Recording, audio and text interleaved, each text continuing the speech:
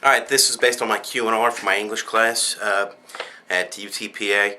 My question was basically, why did Shirley Bryce Heath choose to speak about Tracton's residence over anybody else in her article, Protean Shapes and Literary Events, Ever-Shifting Oral and Literate Traditions in our Writing About Writing book?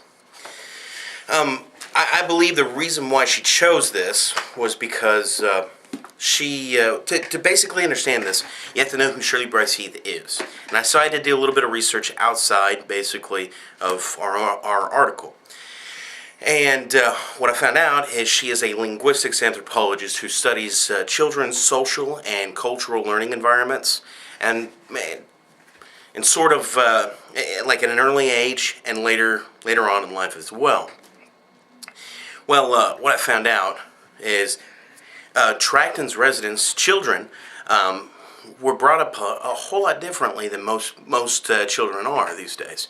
I mean, if you think about standardized testing and what we're put through nowadays, I mean, through high school, at least what I was put through in high school, was we learned about how to complete a standardized test.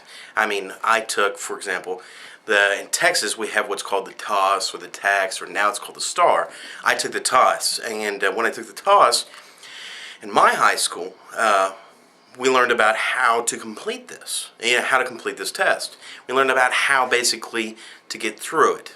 We didn't learn about analyzing anything or anything to do with pretty much what we do in college. I want to say the reason why Tracton's children were so incredible and different is because what she basically says about them is that she states that their parents, when they come home, they ask them questions about analyzing, their homework and analyzing what they've read in class. In high school, we don't analyze. I mean, very few times does anybody analyze in high school. We're taught really to memorize. For example, if you pull an article from high school, if you read something, the basic questions aren't about how do we apply this in life. The basic questions are, what color was the sweater, or what time of day it was. It's nothing really to do with, really to do with analyzing at all.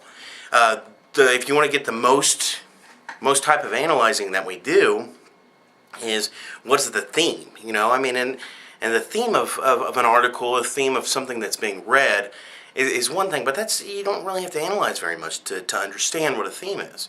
But these children were brought to understand what they were reading and how it will apply to them later on in an aspect. When I was growing up, my parents were great parents, but they didn't ask questions about how to analyze something. And what I liked about this article is they sort of talk about how,